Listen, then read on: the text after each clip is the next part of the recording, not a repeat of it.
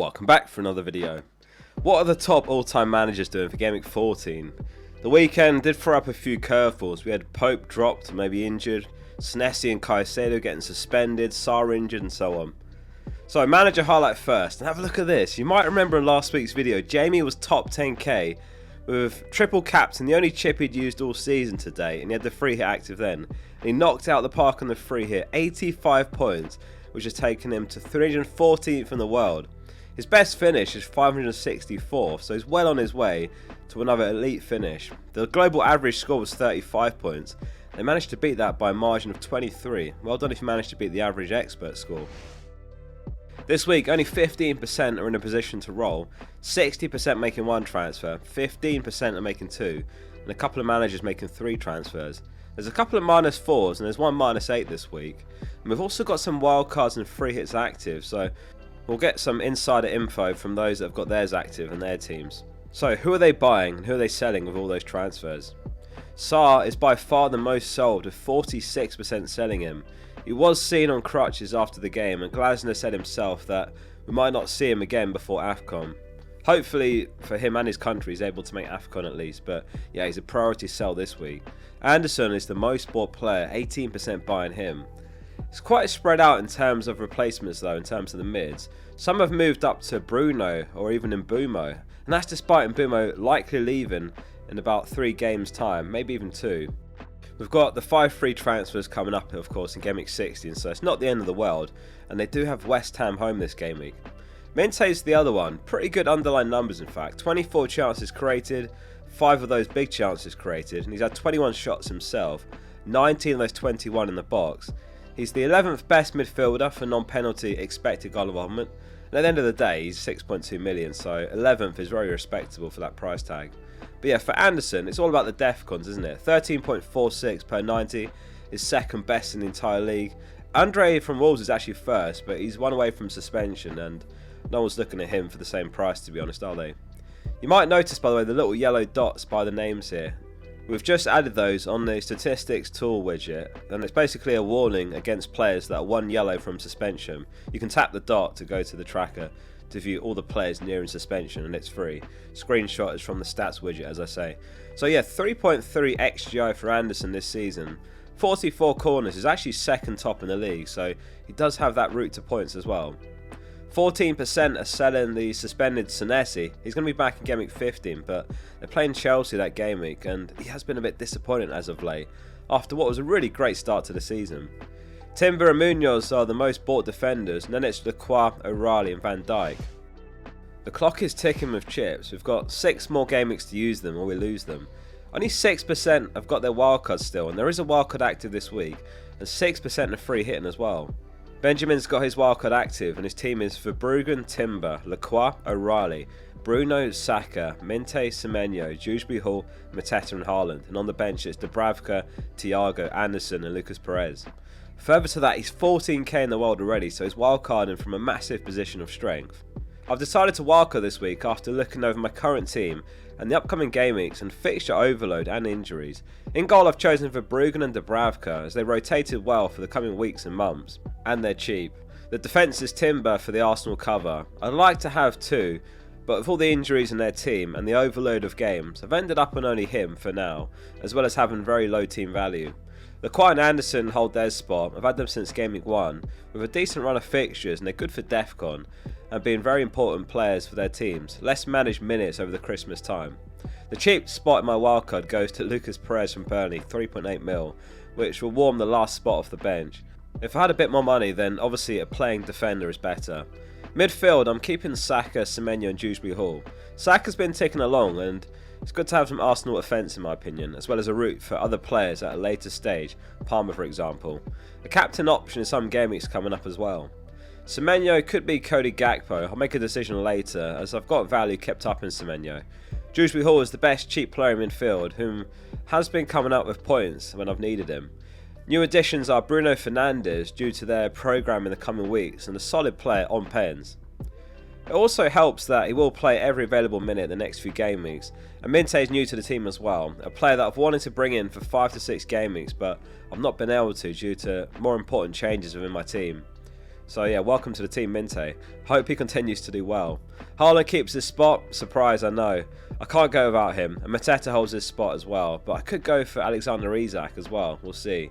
He's a solid player. Mateta, he's on pens, but has been taken off early recently as well. So I don't know. And I then decided to go for Thiago, another penalty taker and a player that I definitely want in Gameweek 16 and 17. So I'm saving a transfer there. The end conclusion is I'm trying to go for players that have safe minutes for the tight schedule over Christmas. Many of them on pens and some differentials perhaps with the extra transfers in mind in Gameweek 16. Hopefully continuing my recently good run, currently in the top 15k. FPL Soccer has activated his free hit and big shout out to him here. He's literally just landed from a long haul flight, jet lagged, and I said to him don't worry, get some rest, but he insisted on getting this back to us. His 11 is Alisson, Lacroix, Van Dijk, Timber, Munoz, Salah, Bruno, Saka, and Mbeumo, Anderson, Mateta. So it's a 4-5-1. After hanging on to the wildcard for 12 long weeks, I finally decided to use it last week in Gameweek 13 and purposely built a team that looked slightly weak in Gameweek 14 with the plan of free hitting out of the trouble. This meant I could load up on a team like Brentford, who have great fixtures ahead, with the caveat of playing Arsenal this week. It also meant I could avoid Crystal Palace, whose fixtures I didn't think looked that great outside of this game against Burnley in Gameweek 14. I also made a difficult decision to go without any Liverpool players on the wildcard, after convincing myself that holding the chip was worth it for the fixture swing from Gameweek 13. One of the ways I could justify this was by free hitting their assets in for Sunderland at home, whose defensive data is pretty poor despite their impressive position in the league table. Onto the actual team now. I've tripled up on both Liverpool and Palace with 2 defensive assets from each. Alisson and Virgil van Dijk were the standouts from Liverpool's defence, while Munoz and Lacroix felt like easy picks given their form in attacking returns and DEFCON respectively. I don't want to bet against Arsenal defence, so I've kept Jurien Timber for my original team, and I hope he won't get rotated midweek. Stev is my cheap player on the bench, who hopefully won't be called upon. In the midfield, West Ham are still a team to target, so I've doubled up on Man United mids in Bruno and in Mbeumo. Honestly, I'd have a triple up with Cunha if I was confident on his minutes, but I just don't think I can be sure of a start, especially after Xerxes' goal at the weekend. The Saka pick speaks for itself, I think, with his roots to points and Arsenal's strength as a team. While Salah might seem a bit odd given he was benched at the weekend, I'm hoping to make his way back into the team with Liverpool's congested fixture schedule coming up, but I won't rule out a last minute swap to Isak if I think his minutes are more secure based on any info received before the deadline. To round the midfield, I've gone with Elliot Anderson, who just managed to pick up 6 points in a 2-0 loss against Brighton, hitting the DEFCON mark and managing 2 bonus points. He's a DEFCON machine, and I think there's a small chance he takes the next penalty for Forest, especially if some of his competition gets subbed off. The fixture against Wolves is great and he's super cheap, which allows me to afford the stacked midfield and defence. In attack, I've gone Mateta, who's playing on his own up top to finish the Palace triple up. I do have concerns about Nketiah coming on and eating into Mateta's minutes, but there aren't many other convincing forward options outside of Isak and Voltemada, who I don't like as much. No, Haaland is the elephant in the room, but I think the free hit is a great opportunity to take on risk, and I think that Fulham away isn't an ideal fixture for the robot. I know it could easily be punished though, and maybe he'll have a point to prove after blanking against Leeds. The captaincy is on Bruno Fernandes, as I think he has a standout fixture and so many routes to points. We saw him frustratingly hit 11 DEFCON once again at the weekend, but he still managed 2 assists, a max bonus in United's win over Crystal Palace. The vice will probably go to Salah, although Saka and Mateta are also men with a shout. The success of free hit 13 is going to make it a very hard act to follow, but I'll be pleased as long as this team outscores my regular team by a few points. Thanks very much for sending in, guys. Best of luck on the chips. So experts captaincy next, and it's looking much more split between the top all-time managers this week. In fact, just an honourable mention before we do. If you recall, last week 99% went for Haaland captain and 1 manager went Thiago, which came off spectacularly after that brace. Fair play. This week Haaland is top again, but only 56%, and then Bruno 32%, Saka 9%, and Mbeumo, Mateta and Semenyo have 1 each. Bruno's got the home fixture and you know he's going to be good for 90 minutes. Haaland and Saka may or may not get the luxury. FPL review projections has got Bruno top this week as well on 7 points, and then Saka 6.3, Haaland 6.2. Who are you guys going with for captain? Let us know below. And don't forget to subscribe as well. 36% of you aren't subscribed. What are you doing? There's daily FPL content like this to help you do well. Let's move on to the experts team next, and this week it's a 4-4-2 with Raya in goal. At the back it's Richards, Van Dijk, Munoz and Timber. In midfield it's Semenyo, Bruno, Minte and Saka, and up front Mateta and Haaland.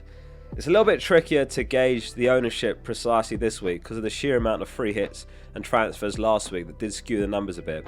Plus there's quite a few players that are very close in ownership, like Thiago for example is 1% ahead of Q, so technically you'd have him in, but Timber is higher ownership than Thiago, hence his inclusion over Thiago. Things will shake out next week basically and look clearer for Gameweek 15. You know, like it's evident that Thiago's a forward that many are looking to move towards that aren't already there, and I'm sure he'll be back in the team Gameweek 15. So Sarr drops out of the team as well, of course, after those mass sales. Anderson and Rodon are the same ownership, but Anderson's in the team since it's within budget. But again, it could be, for example, Enzo and Rodon over Minte and Anderson. Both are similarly priced, similarly owned, but I would say Minte and Anderson seem stronger than Rodon and Enzo. Anyway, as I say, things will be much clearer in the Gameweek 15 edition on Friday. Let's move on to the final thoughts and tips then. FPL Vert says, it's the most wonderful time of the year. December is all about Christmas, lots of food and plenty of FPL deadlines.